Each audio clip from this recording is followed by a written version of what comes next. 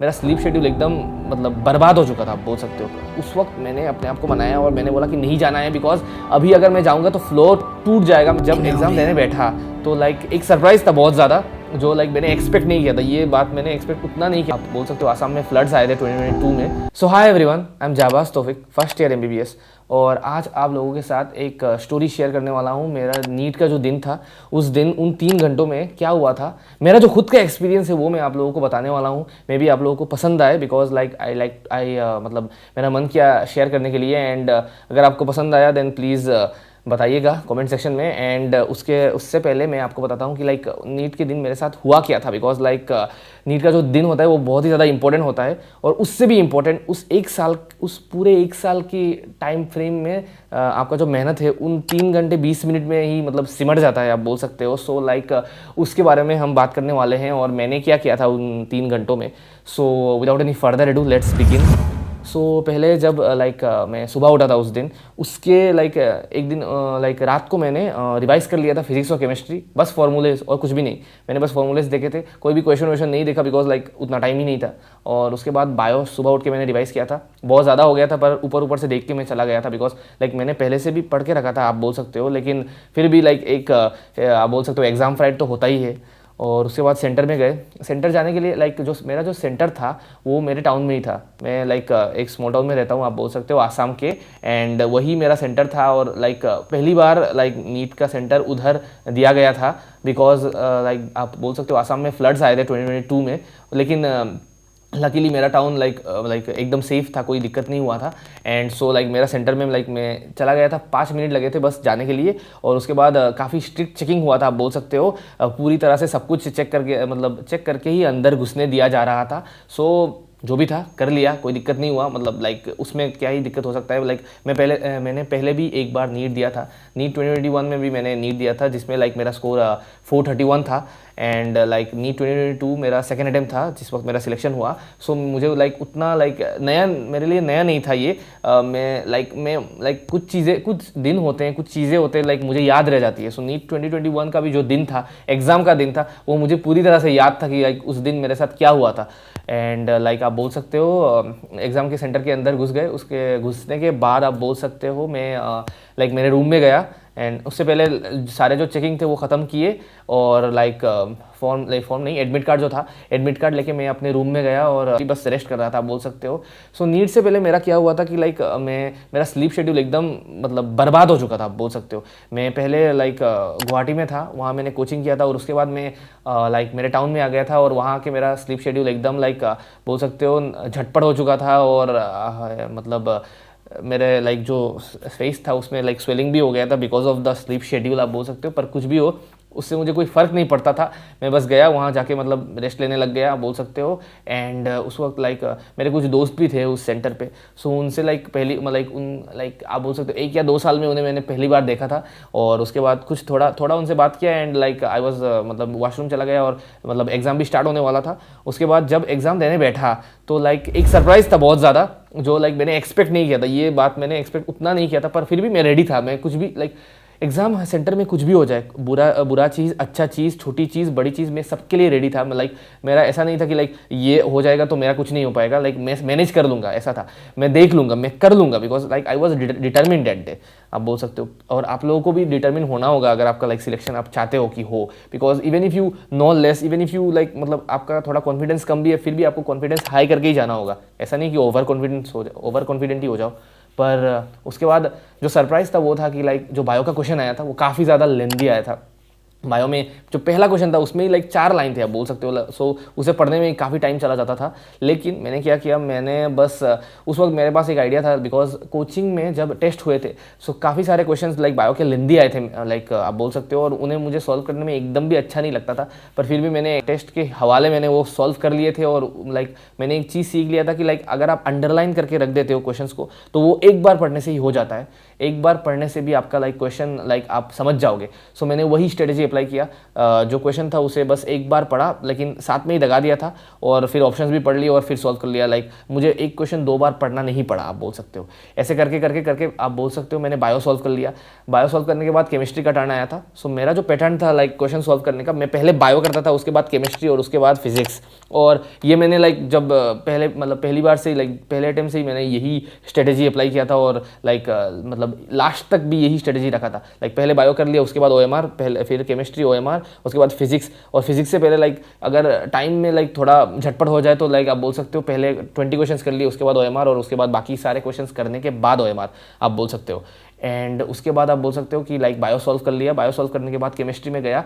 Chemistry में क्या हुआ था, लाइक केमिस्ट्री मुझे आता था बहुत ज़्यादा, like chemistry like was like one of my favourite subjects. और केमिस्ट्री लाइक मैंने बहुत जल्दी सॉल्व कर लिया था। इनऑर्गेनिक मुझे पूरी तरह से आता था बिकॉज इनऑर्गेनिक में एनसीईआरटी एकदम चाट के चला गया था। लाइक एनसीईआरटी अगर मतलब मैंने कुछ दूसरा कुछ क्वेश्चन पढ़ा ही नहीं। अगर डेफिनेटली अगर बाहर से क्वेश्चन आ जाता तो मुझे बहुत ज़्यादा दिक्कत हो जाता, मे बी लाइक मार्क्स काफ़ी ज़्यादा कम आ जाते, लेकिन मैं बस एनसीईआरटी पढ़ के गया था। केमिस्ट्री में भी मैंने कुछ ना कुछ करके बहुत मुश्किल हुआ था। मैं आपको लाइक बता रहा हूँ, मैं किसी और वीडियो में आपको बता दूंगा कि लाइक केमिस्ट्री लाइक मैंने एनसीईआरटी कैसे पढ़ा था, पर काफ़ी ज़्यादा दिक्कत हुआ था एनसीईआरटी पढ़ने में। पर किसी ना किसी तरह मैंने पढ़ लिया था। मैंने अपने लाइक आप बोल सकते हो को मेरे जो टीचर्स थे उनके मदद से भी, उनके हेल्प से भी मैंने पढ़ लिया था। उसके बाद केमिस्ट्री सॉल्व कर लिया because most of the questions NCERT के अंदर से ही आए थे। और उस वक्त क्या हुआ था कि मैंने एक इंपॉर्टेंट चीज़ यहाँ है कि लाइक नीट से पहले मैंने जेई भी दिया था। सो जेई में जो क्वेश्चंस आए थे आप बोल सकते हो वो बहुत ज़्यादा एनसीईआरटी बेस्ड थे। और जेई का क्वेश्चन सॉल्व करके मुझे ऐसा लगा कि मुझे पूरी तरह से कॉन्फिडेंट ये हो गया कि लाइक आप बोल सकते हो कि जो नीट का क्वेश्चन भी आएगा वो पूरी तरह से एनसीईआरटी से आएगा। सो मैंने आप बोल सकते हो केमिस्ट्री भी पूरी तरह से एनसीईआरटी पढ़ के गया था। एंड लाइक मैक्सिमम क्वेश्चन मैं सॉल्व कर पाया। एंड ऑर्गेनिक भी मैंने सॉल्व कर लिया था, इनऑर्गेनिक, ऑर्गेनिक। और जो फिजिकल के क्वेश्चन आए थे वो लाइक मैंने प्रैक्टिस किया था डेफिनेटली, लेकिन वो बहुत जल्दी सॉल्व हो गए, उतना मुश्किल नहीं था। और ऑप्शन के साथ आप बोल सकते हो कि फिजिकल में एक नुस्खा कर दिया था आप बोल सकते हो एनटीए ने, कि लाइक जो क्वेश्चन बनाता था उसमें क्वेश्चन ईजी आता था, लेकिन ऑप्शंस में कुछ लाइक आप बोल सकते हो कुछ मतलब लूटपाट मचा सकते हो वो लोग आप बोल सकते हो। सो वो मैंने करने नहीं दिया, मैंने सारे ऑप्शंस अच्छे से चेक किया था एंड हो गया। उसके बाद आप बोल सकते हो लेकिन जिस हिसाब से बायो लेंदी आया था मेरा 1 घंटा 10 मिनट उधर चला गया था। और केमिस्ट्री में भी काफ़ी टाइम चला गया। उसके बाद आई थिंक बस मेरे पास 40 या 45 मिनट बचे थे फिजिक्स के लिए, जो लाइक काफ़ी ज़्यादा कम है। लेकिन लकीली फिजिक्स का क्वेश्चन ईजी आया था। फिर भी लाइक ईजी आने पर भी लाइक आपको सॉल्व तो करना ही होगा ना। सो लाइक मैंने फिजिक्स का क्वेश्चन पेपर जल्दी निकाला और सॉल्व करना स्टार्ट किया।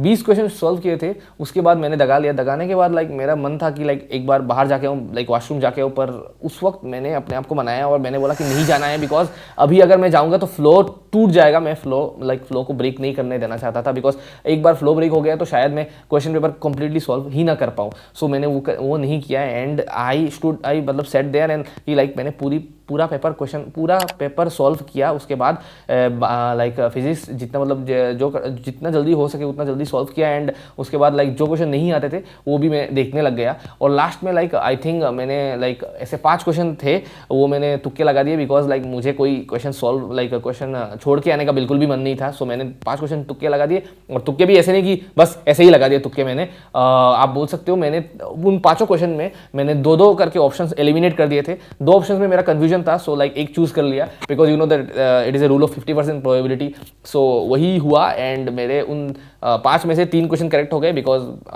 50% प्रोबेबिलिटी का गेम था इसलिए।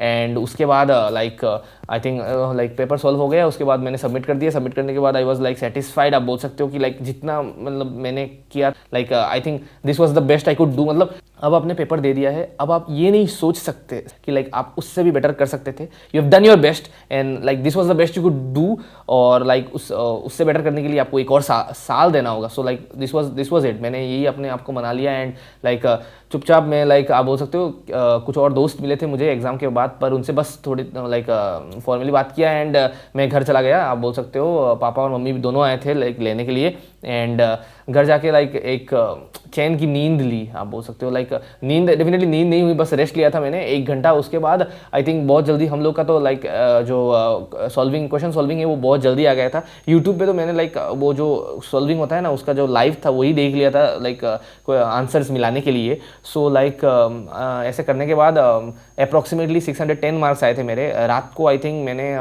11:45 में जाके आंसर पूरी तरह से मिलाया था, उससे पहले बस ऐसे ही मतलब नाटक कर रहा था। सो उसके बाद लाइक 610 आने के बाद लाइक सुबह जाके मैंने घर में बताया। So like they were happy because like अच्छे मार्क्स आ गए थे एंड सिलेक्शन तो हो ही जाएगा।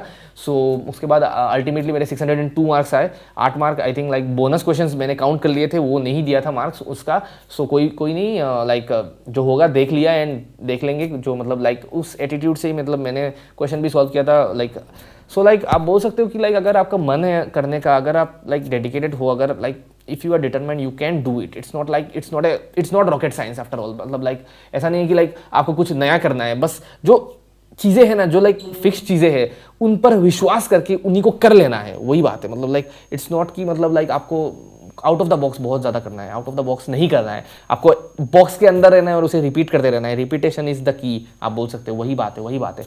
सो यही था मेरा नीट का जो उन 3 घंटों के बारे में। और अगर आपको पसंद आया प्लीज़ आपके दोस्तों के साथ शेयर कीजिए। अगर आपका भी कोई जर्नी है प्लीज़ आप बताइए कमेंट सेक्शन में। If you have a journey, if you have a like success का जर्नी, फेलियर का journey, any kind of journey, like जो भी होता है ना आप बता सकते हैं। Because like it helps people. लोग पढ़ते हैं, लोग को like they get inspired, they get to know about things. Then like failure से भी आप बहुत कुछ सीख सकते हो कि लाइक आप लाइक मैंने जो गलती किया उस गलतियों से आप दोहराए नहीं।